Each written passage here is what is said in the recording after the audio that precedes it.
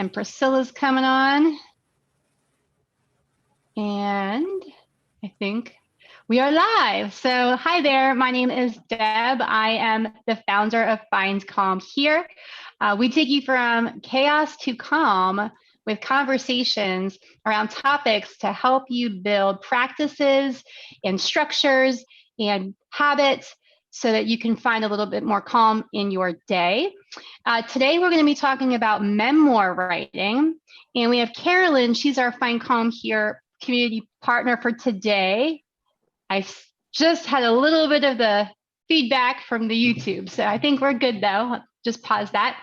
So Carolyn, I'm going to go over to you, and I'm going to have everybody else kind of mute themselves just so we can get through like a little bit of information from Carolyn about what's going on in her world, and then we're probably going to do a prompting question for you to get a little bit of ideas churning. So Carolyn, go for it. Okay, hello everyone, good evening. Thanks for coming. So I'm Carolyn, of course, and first I'm going to give you a little bit of background about me and why I am writing my memoirs, what brings me qualifications to be able to share with you how to write yours.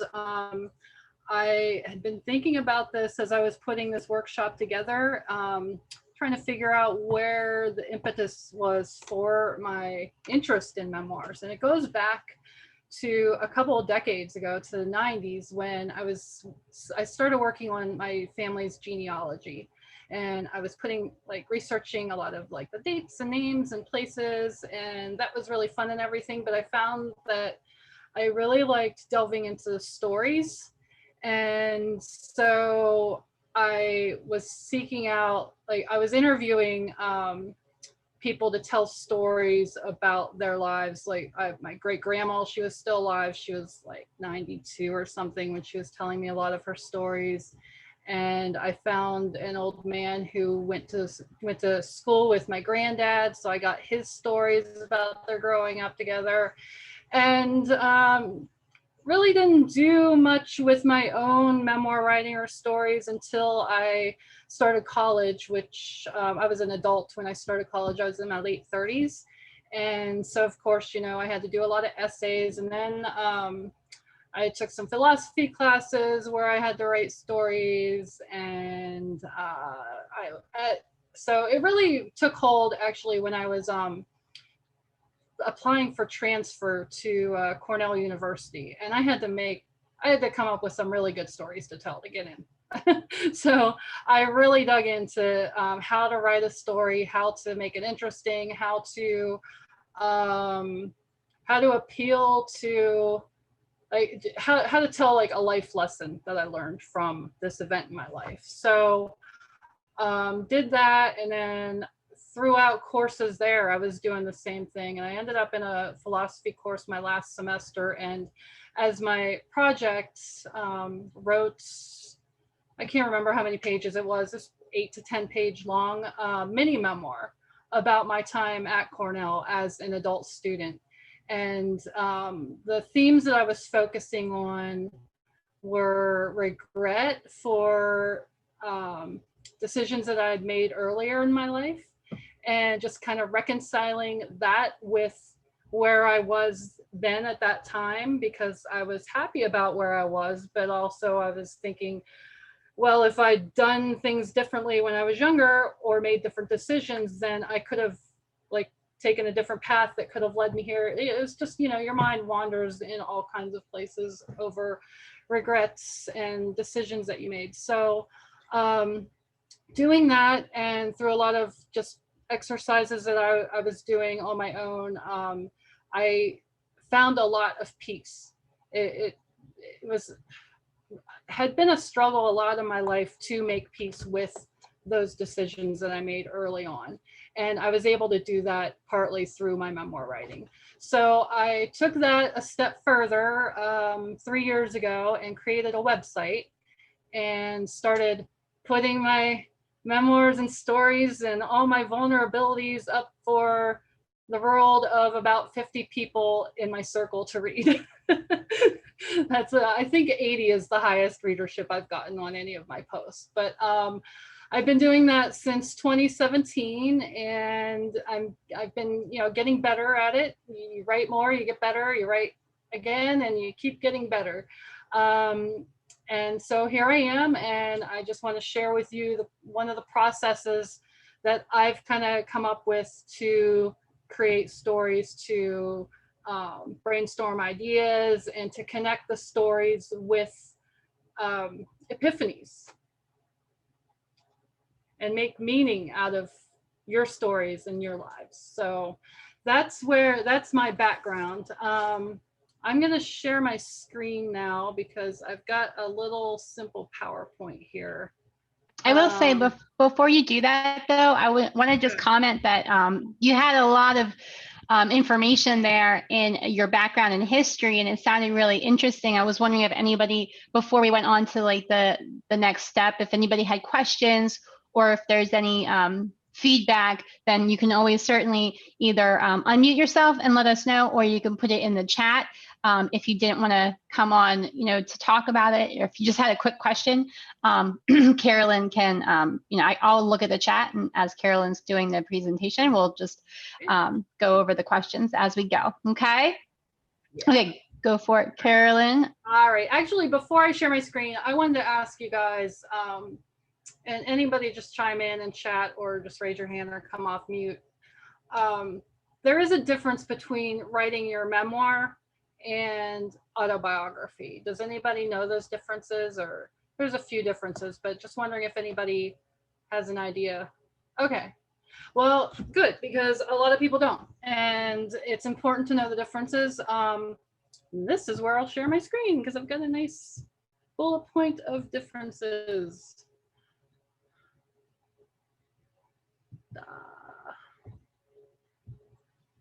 All right. Okay, so a memoir focuses on a specific story from your life. In contrast, an autobiography is a detailed accounting of your entire life. So you can, with a memoir, start wherever you feel like starting from. You can tell a story from last week that connects with a story from when you were 12, and then create another story that starts when you were like in your teens, and it can bounce all over the place. An autobiography is told from birth or somewhere close to birth, because we don't really remember birth, to death. Actually, that's not correct. I need to change that, because you're not writing when you're gone. So birth to present time is an autobiography. In a memoir, if you're like writing a book, then it's a collection of stories. My blog is a collection of memoirs. An autobiography is just one long story of one event and how it led to the next. So are there any questions about the differences? No. Okay, and there's probably a misconception out there that you need to be an experienced writer to write your memoirs, but you don't, because, well, who can tell me, why would you want to write your memoirs? Anybody?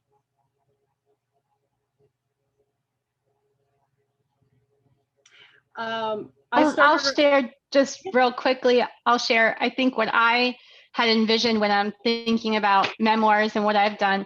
And I mentioned this a little bit in our call, was sharing wisdom, that I kind of like a lesson, like I kind of took it as like a little lesson from each episode of the story. I was kind of considering like them episodes, and then I was just sharing like a little kind of lesson. And then I thought, maybe this might help somebody.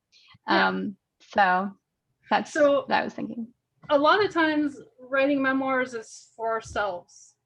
We write to make sense of our lives, to make meaning.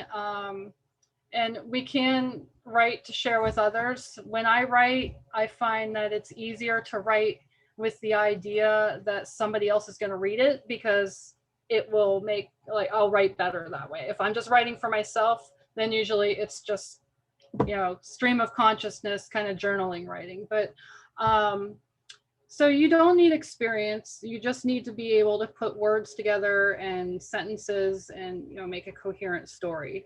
You need a story, you need emotions. Everybody has these things, and you need something to write with. You don't need permission from anybody to write your story. Other people are in our lives, and so they come into our stories, but you don't need permission from them to write about how the character that they were in your story, or about how they made you feel in any story or any given time. You don't need an intent to publish. You could just write for yourself. You could write because you want to give a story to a relative or a loved one as a gift. Example, this is a book that I bought for my dad when long time ago. And can you see this okay? Because I can't see my screen. There we go. It has prompts in it, writing prompts. And I gave this to him for Christmas back in the late 90s. And he filled in some of it, writing some of his story. So he died last year, and my mom gave this back to me when he died. So that's another reason why you might want to write your memoirs. And there's a lot of websites out there. If you just Google memoir writing prompts, they'll give you all kinds of prompts to think about what to write if you're not sure. Any questions about that? No?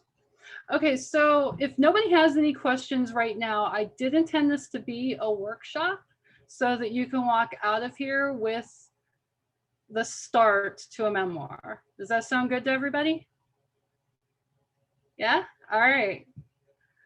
So step 1 and 2, I combine those together on your own. And all these steps are going to be on my website at Carolyn I Am under Tell Your Story.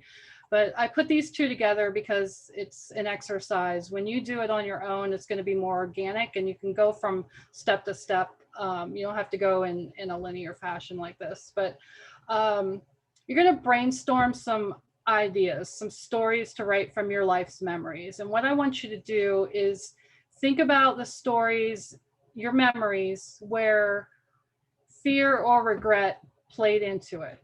And I say, so think of those. I mean, you can write about anything, but for this exercise, I want you to focus on fear or regret, because memoirs, they're a reflection, they're life lessons, and the most meaningful have inner conflict about situations and events. So negative emotions are a big inner conflict for us. And when we can write about those and tell a story about them and give a life lesson at the end of the story, then we can make sense of our lives, and it brings you self-knowledge and it brings you peace. So take a few minutes and just jot down some memories that you have. I can kind of throw out some prompts, or I can shut up so that you can think without me jabbering.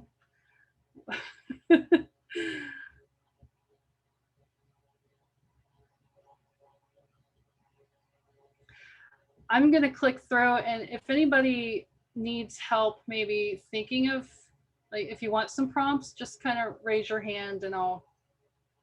Lynn. Okay. Yeah, I was going to say, I'd like a prompt too. I thought that might be helpful. Yeah, I think so. I'd like to have a prompt or two. So I was going to just throw out some kind of ideas, but that's what I'll do, because this is more focused. So when I'm brainstorming ideas for my own memories, I will kind of do an outline, or you could do mind mapping, like however you organize your thoughts is how you want to do it. So I'll start with, just think of one memory, and let's see, I'm drawing a blank now that I'm trying to think of one. So was there a time in your life that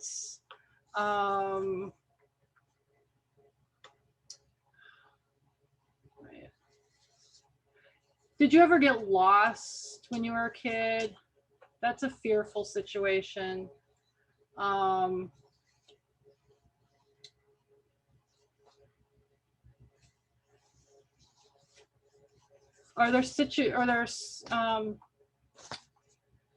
there decisions from your past that you wish that you had made differently? What were those decisions? Where did they lead to? What kind of stories can you tell from those? Let me see, I'm trying to think. I have some more prompts here that I didn't include.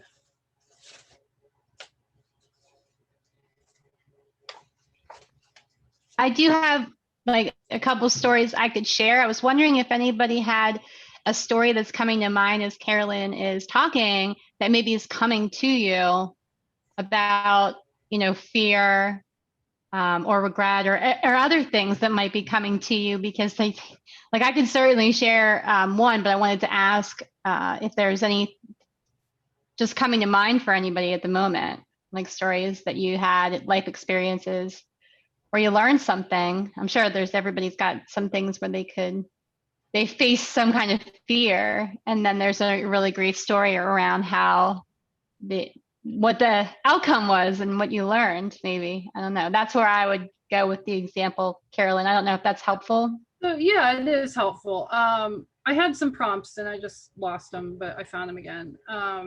That's very helpful. If anybody has anything and wants to share, it might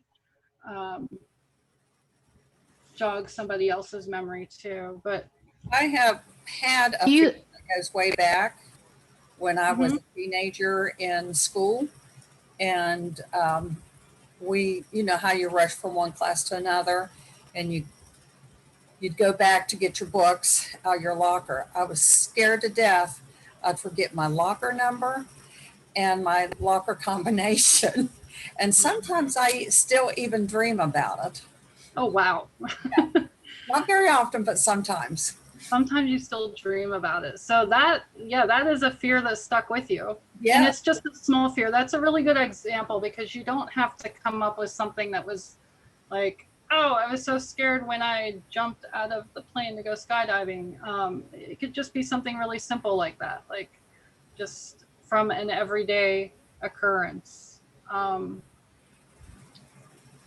Some other prompts are, what was your first memory? What's the first thing that you remember from when you were like 2 or 3 or 4? Do you have any childhood memories when you felt confused or misunderstood or scared, like my mom shared? Maybe the first time you experienced somebody's death, a grandparent or a pet.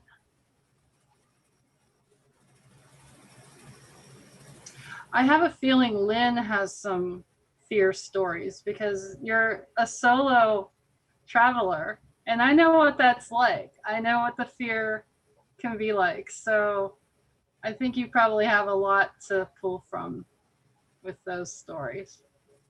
I don't know that I actually Anything have that. I mean, nothing major comes to mind outside of probably what I talked about.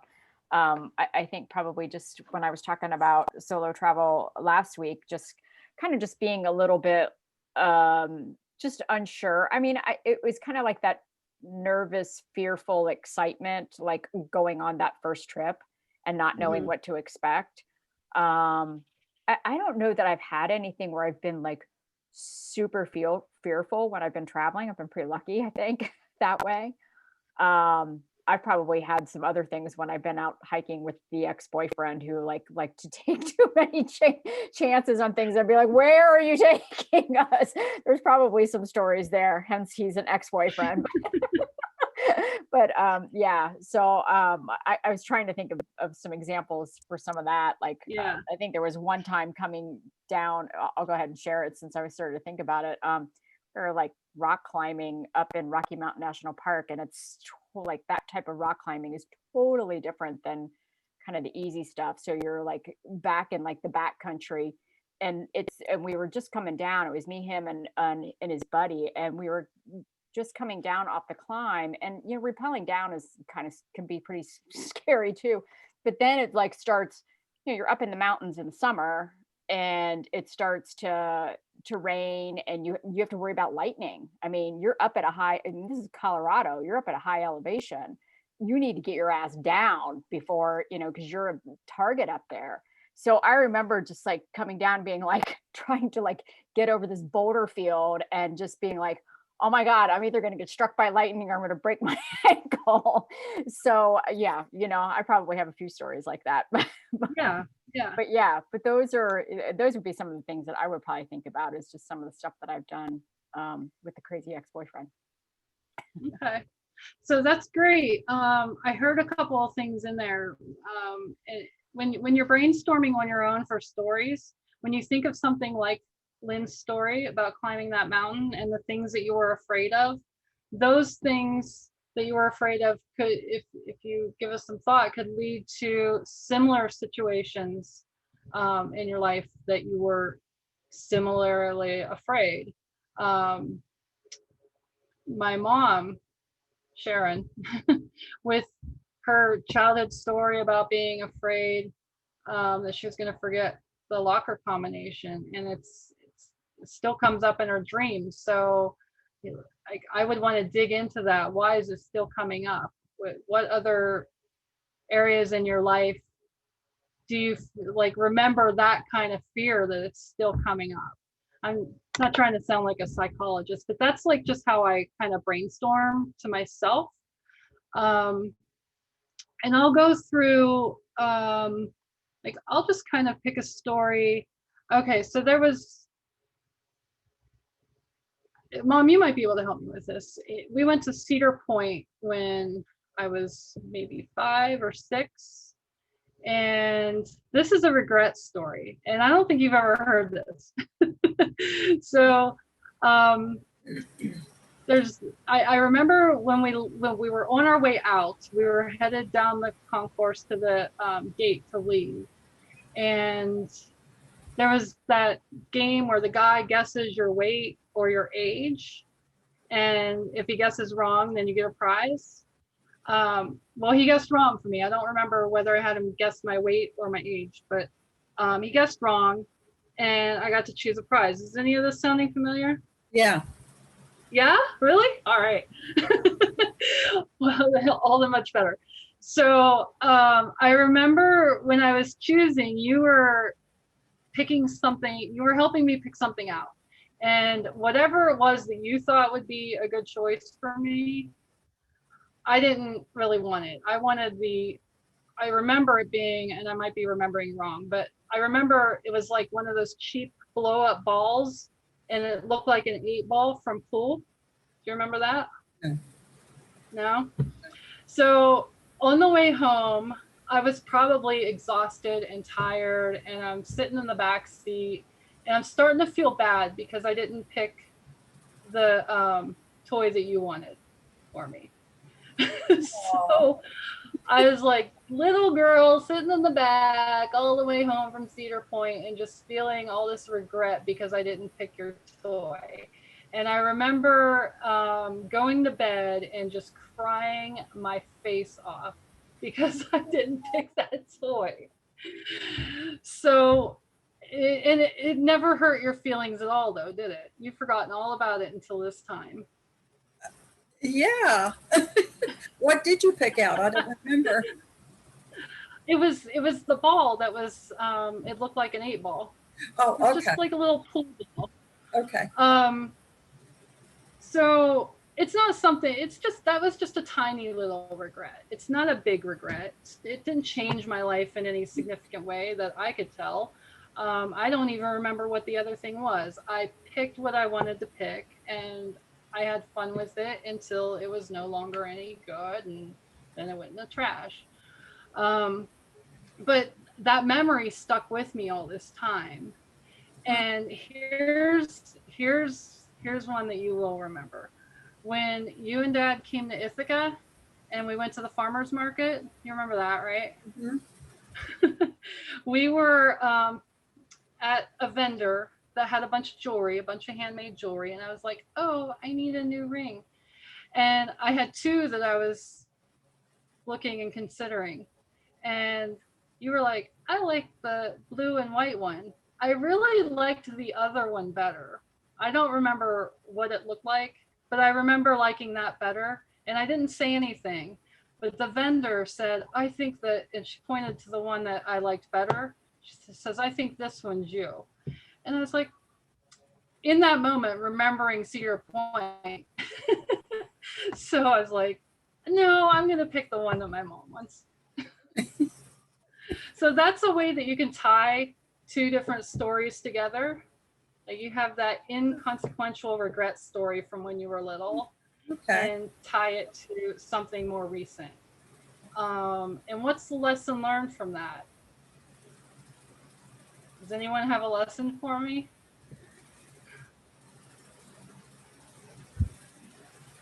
I can plug in something that one of my friends likes to say, and it's pretty profound. I was trying to make a decision about, I don't even know what, at one point several years ago, and he chimed in.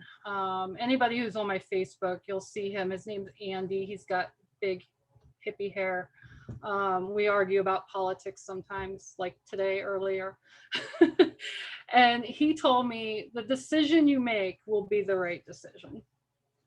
I was like, oh, well, at first when he said that, I was like, screw you, Andy, you don't understand how hard a decision this is. But it's true. The decision that you make is going to be the right decision, whether that's the Cedar Point toy or the ring at the farmer's market, or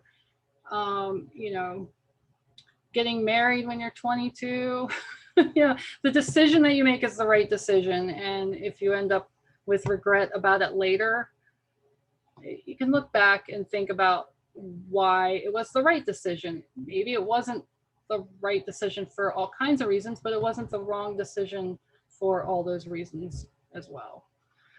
Does that help prompt any memories? That was a lot of ranting.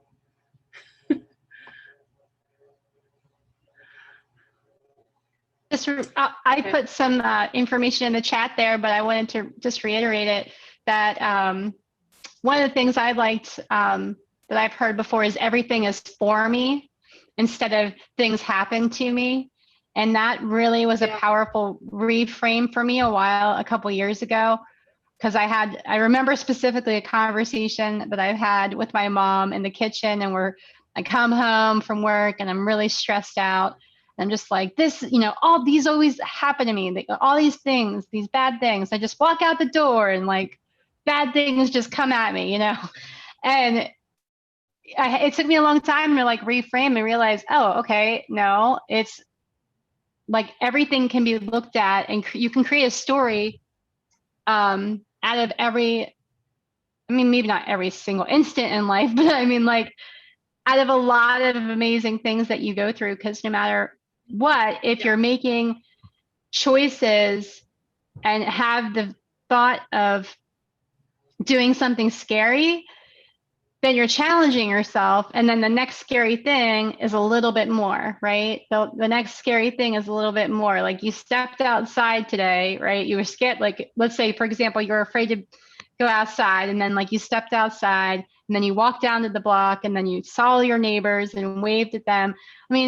And then you said hi, and then there was a story. But like those little steps, then that means you'll go farther the next day, and the farther the next day. So it's kind of like that journey into fear is the way to you making amazing changes in your life. I feel that's what I have done with a lot of things that I've done a lot of scary things recently, and I think that's a lot of what I learned is confidence and just mindset changes. Like 10 years ago, would I have been a person that jumped out of a plane and went skydiving? No.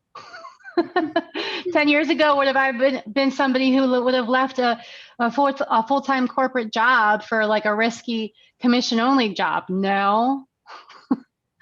But like those things I did, and it's like that kind of stuff is like what I think inspires me, and your stories and things that you talk about and challenges that you've had. And that's what really inspires me, is other people and listening to them and saying, oh, they did it, so why can't I do it? You know, that kind of a thing. I think that's what really makes me think about wanting to share my life experiences with other people when you're talking about doing something like memoir writing.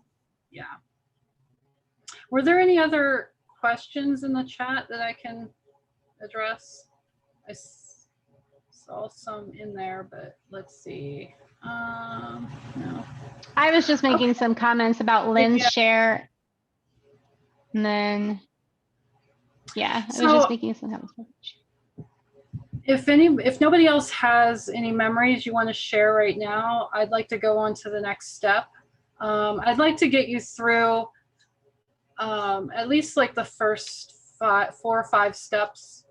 And I have all of them on my website just outlined, but I'm putting together like kind of a explanation of all those steps too, because you're not going to be able to just look at an instruction like I have on my PowerPoint and just go for it. I've got a lot of other instruction in this, so I can take your emails and send it to you when I'm finished, and that can help. And I also have some resources at the end that you might want to check into to help with just like looking at how other people write memoirs. And yeah, so let me get back to sharing my screen. Or does anybody, I'm sorry, Stephanie, did you have something that you wanted to say? No, I thought your hand went up. Does anybody else have another memory that you want to share from your brainstorming? Okay.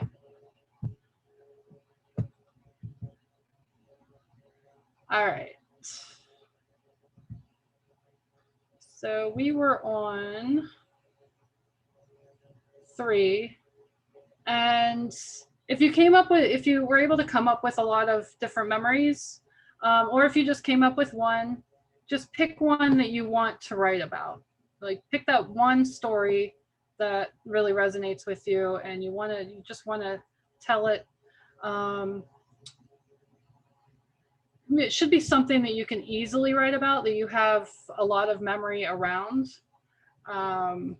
Writing with vulnerability makes good memoirs, so something that's really vulnerable for you. Yeah. So I'll give you a second to do that, to choose one.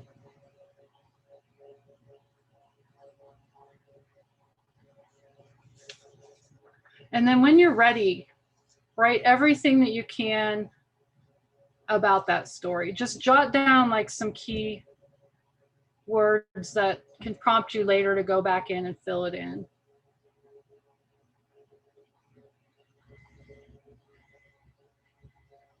Don't have any, if you're actually writing out sentences, don't worry about structure or grammar or humor or anything like that. The point right now is to just write, like, you're just going to write a first draft of everything that you remember. You're going to recall the basics of that memory, the dates, maybe, you know, the season, your age, names of anybody else who was involved in your story, place. Tap into your senses. What did you see? You want the reader to feel like they're you. You want to tell your story. You want to show things happening. You don't want to tell it. You want to show that this is happening so that the reader feels like they're in the moment right there with you. So what did you see? What did maybe the forest that you were lost in, what did it smell like?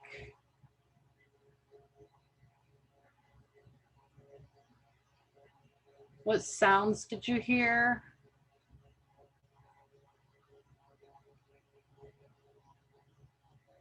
Taste? Anything you felt in the moment?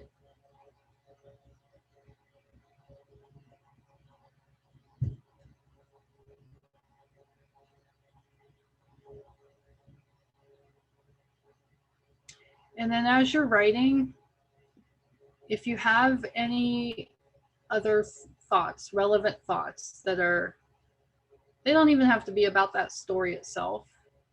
But like Sharon's example, she could have, if she's just making notes about that story, just made a note about the dream she had last week that was similar to it. So similar events, any revelations that you're having as you're writing, or that you had when that memory was taking place.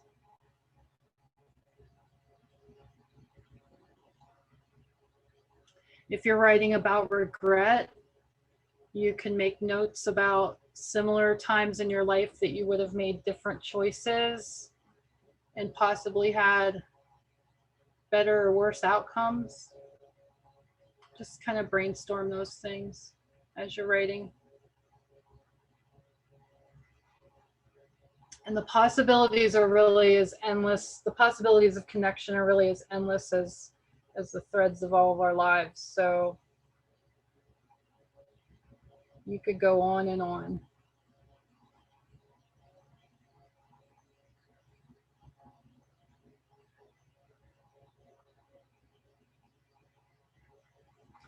For my Cedar Point story, I might like make a note about how the cotton candy smelled as I was passing by the cotton candy vendor.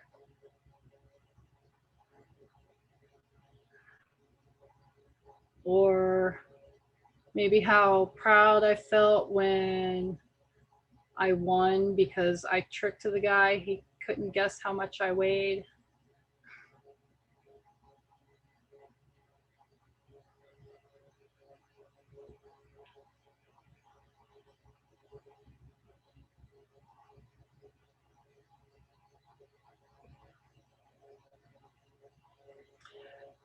I want to give everybody enough time, but I don't want to take too much time. So if you feel like you're done for now, you don't have to be completely done.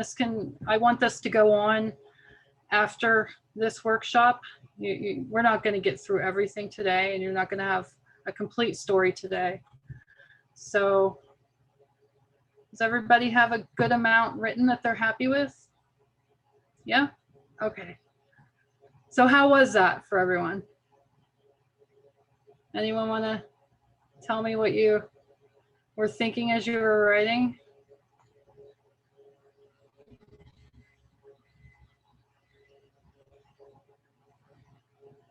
No? You know what, Carolyn, I have a question.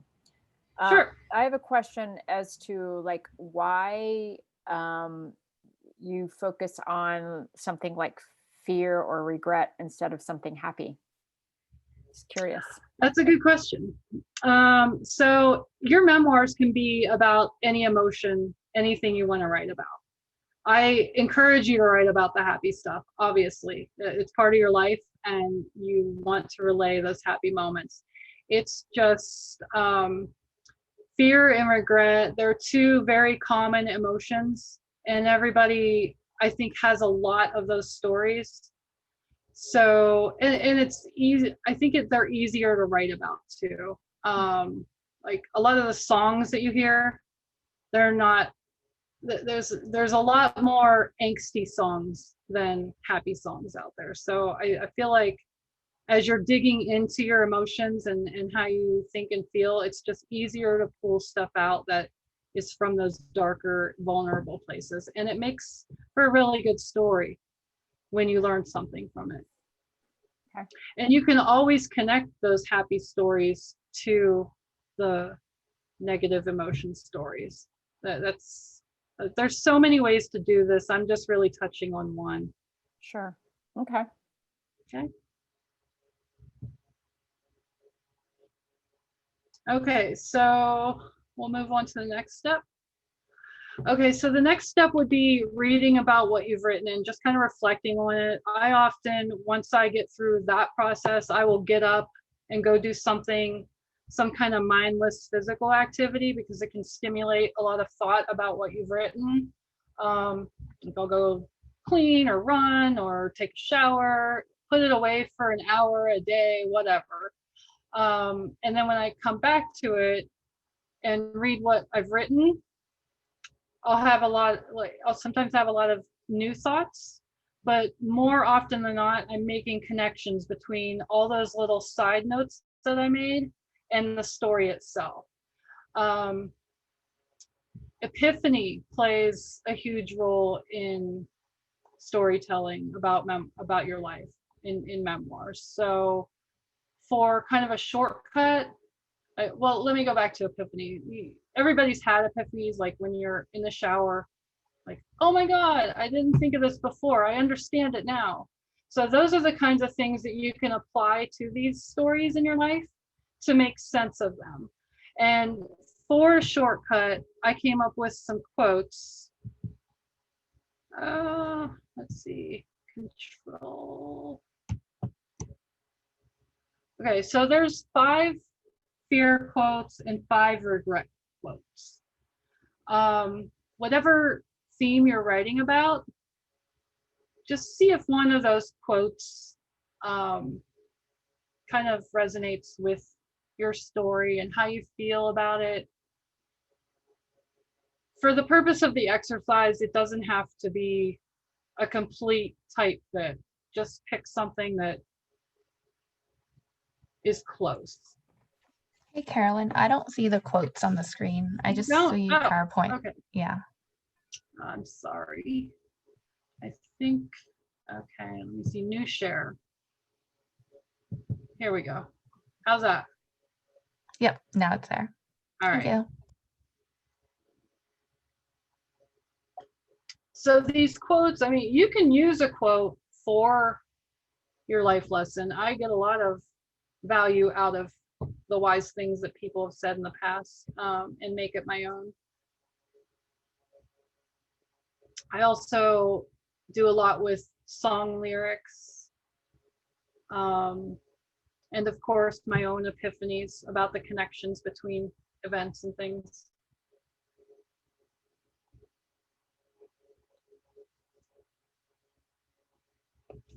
And then when you go to the next step, what you're going to be doing is giving that story a deeper meaning by writing the connection between your epiphany, the quote, and your story. And basically, you're just going to keep writing. So you're going to keep making those connections, write about your feelings. Why do you feel this way? You're going to keep asking yourself why. And how does this thing connect to that thing?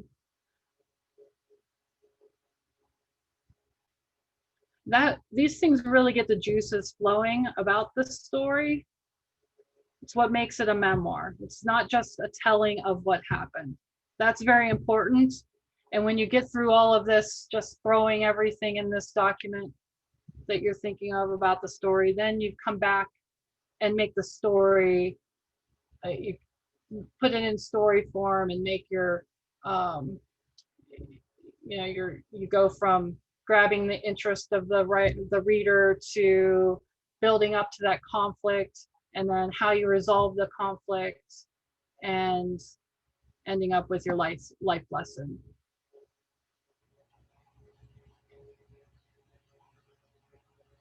And you just keep writing until you exhaust the possibilities. Okay, I'm going to move to the next slide.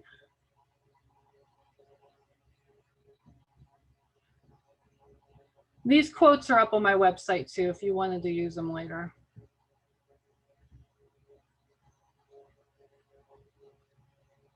Okay, I already talked about that. Once you're done really going through that brainstorming process and getting all your feelings out on your paper, then you're going to add things like scene description, hook and suspense and dialogue. You can use embellishment and poetic license. And this is the time that you're going to start putting it into order of a story. So situation, conflict, resolution, life lesson. Edit it for spelling, readability, suspense, and interest. A standard method is you start off with the hook, tell the story in the order of events, introduce the conflict, show how the conflict was dealt with, discuss the resolution, and then the life lesson. And those can be mixed up, but that's a very basic way to tell a story.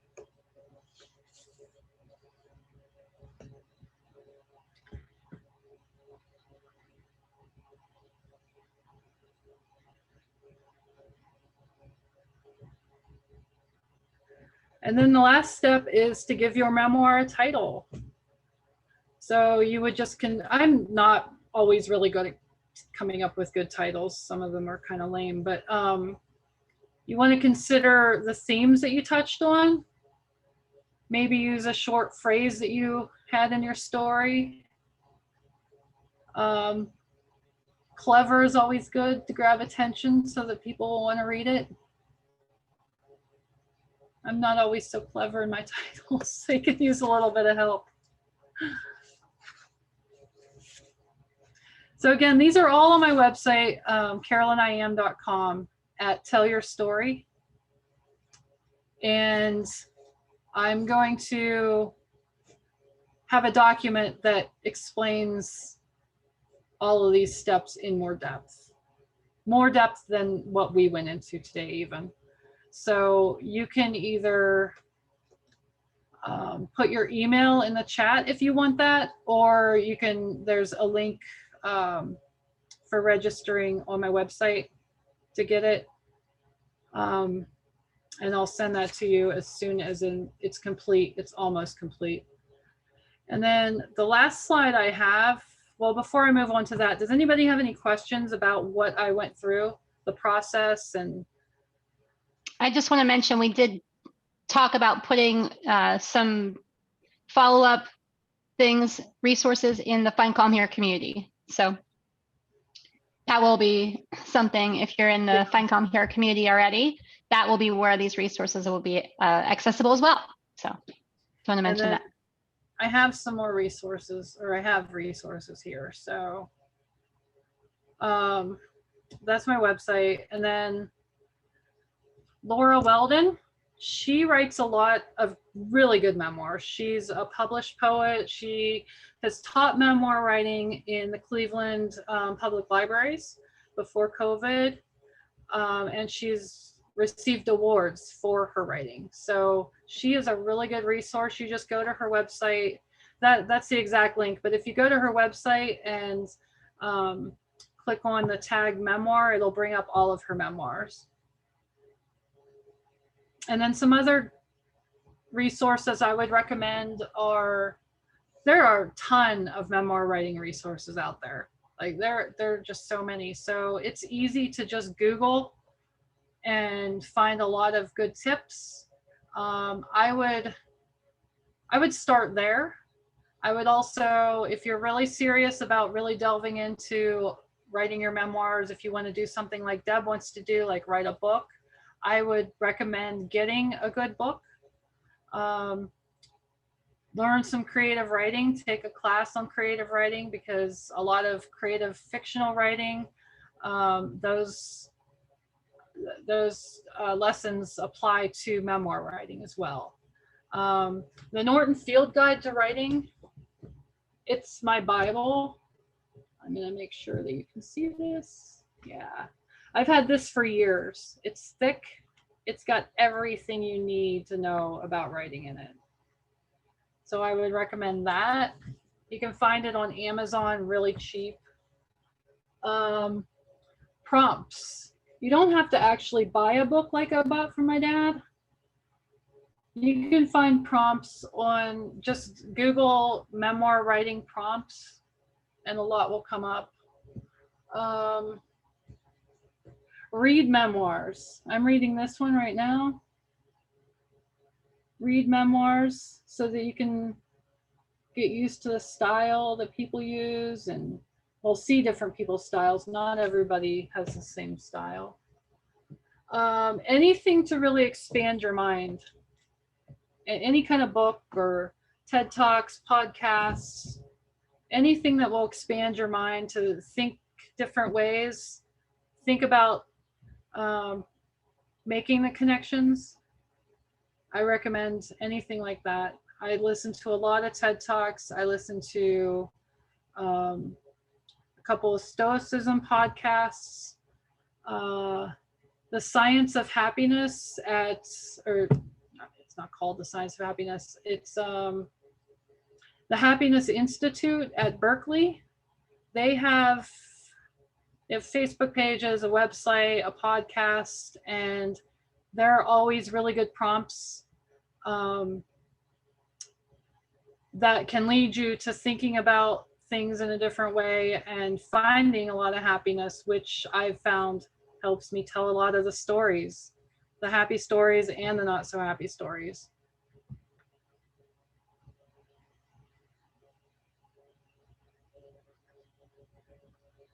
Any questions? I put a lot of those resources in the chat and the links, things like that. I will have it in our show notes under the replay. So if you did want to pick up the links, I will have them there. I just missed one book that Carolyn was sharing, so I'll have to catch up with her on I think it was the second one. I have the field guide, and I had the Laura Grace Walden. Okay. You said something after the field guide. This was I don't know that it's still out there. There's a lot of books like it. So it's a legacy book, and inside there's prompts. I don't know how well you can see that, but there's prompts for writing. And this is a book that you would give to somebody as a gift, but it's very helpful for coming up with your own ideas for writing too. Was that the one that you meant? No, but I actually found a link about writing legacy writing journal prompts. So that's kind of cool. Great. So I just put that link in there. Yeah, they're so easy to find out there. So it's really great questions. Yeah. And eventually, so this sharing my process and my resources, this is a new venture for me, and I'm working on putting all of these resources and the lessons together on my website. So eventually all that will, I'll have that all up on my website. So if I have your email, you'll be able to get that information quick. If not, just come back and check it out in a few weeks' time. I should be done with it. Yay. Cool. So we're just about at 8 o'clock, or the end of the hour, whatever time it is where you are. Did anybody, before I wanted to just say thank you, Carolyn, for sharing this. I know we talked a lot about journaling, and I think it's a powerful tool to find calm in a lot of ways, and sharing your story and then actually doing that in a way to inspire others. I think that takes it to the next level. And that's what we're really talking about here with specifically doing memoir writing. And so I really was thinking at some point, not right now, but at some point, I'd like to put all of these memoir kind of blog posts that I'd written into a, bring them all together into a book. So I don't know if that'll be an ebook or what, but I basically have so many stories of just little adventures. Like I went on a hike and I fell and I was stubborn and I didn't want to go, or like the whole thing of getting lost in the woods because I don't like to look at maps. And like, there's just so many little stories that I have about just even going on a hike in my hometown that just helped me kind of get past a mindset where I was thinking like, okay, Deb, just look at the map, like stop being stubborn, because now it's like 9 o'clock at night and you're like, it's going to get dark soon. And you're like trying to trail run to get to the trail. There's a lot of lessons in there. Yeah. You have a lot to write about just with that. Talking about, like we talked about intuition a few weeks ago, and it's really about paying attention to your intuition at these really pivotal moments. Because if I had listened to my intuition that said, hey, Deb, grab the map before you go on the trail. And I'm like, I don't need a map. you know, those little things. But then I had an adventure along the way. I discovered different trails. I met different people that I wouldn't have met otherwise had I not gotten a little lost and spent so much time. I got to listen to more of the book I was listening to or the podcast or something. I had experiences that I might not have had. Therein, it also leads to, like, you could also say that those other things helped you learn something else about yourself in that time period. Yeah, so that's what I mean about making those connections. And like once you start thinking about one story and how it connects with all these other little things, and the possibilities are endless about the stories and life lessons that you can write about in your memoirs. I know. I'm wondering, does everybody have a pretty good start, do you think? Yeah? Great, good. Thumbs up. Feel free to contact me if you have any questions or want some help with brainstorming. I've got some time and I can help out. Be happy to. I wanted to just say thanks to everybody who's here. If you want to connect with Carolyn, I did put her website in the chat, and you can save the chat by pressing the 3 dots. So all of the resources are there. There will be a replay. It will be posted in the Find Calm Here community, along with the show notes that'll have all the resources there. If you're not in the community, I think Colleen's the only one on this call not in the community just yet. But if you are watching the replay and you're not in the Find Calm Here community yet, you can actually go to findcalmhere.com and you press the join button, and that's how you get access into our private community. And basically what happens in there is we continue this conversation. So if you do have a story, or you're not sure how to put it together, or you wanted to talk to Carolyn, or maybe you have more conversations you want to talk with and connect with other people, that's what we're doing in the Find Calm Here community. You can bring those resources together and share your story, and maybe you'll inspire other people. So thank you all so much for joining the call tonight. I'm so happy to see everybody on. If you do have questions, like I said, you can reach out to Carolyn in the community or through her website. And then we are off for 2 weeks. So our next Find Calm Here event will be on September 2nd, because I am going away. And Deb's going on vacation. I'm going have a fabulous time. And so I'm really excited about it. But we are having you on Facebook. But we are having, before you go, we are having an event tomorrow night. It's a partnership with Larry Harry, who's the Find Calm Here partner, and he has a workshop about finding your future with fun or something. I just blanked out on what it's called. But anyway, it's on the front page of the Find Calm Here website. So you can grab the Zoom link there. It's a 90-minute workshop, but it kind of helps you identify the best way that you play, and helps you identify finding your calm through a little bit of play. So I think it'll be really interesting. I'm excited for our partner to kind of share some of his workshop abilities with the Find Calm Here community. And so hopefully we'll see you there tomorrow night. That's at 6:45 p.m. Eastern time, which is, I think, 3:45 Pacific. So anyway, we'll see you tomorrow for that. And then in 2 weeks, Find Calm Here will be here for the Find Calm with Intuition with the Find Calm Here partner, Sarah. So thanks so much.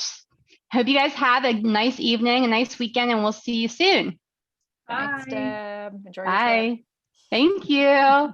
Bye. Happy Thanks, writing. Carolyn.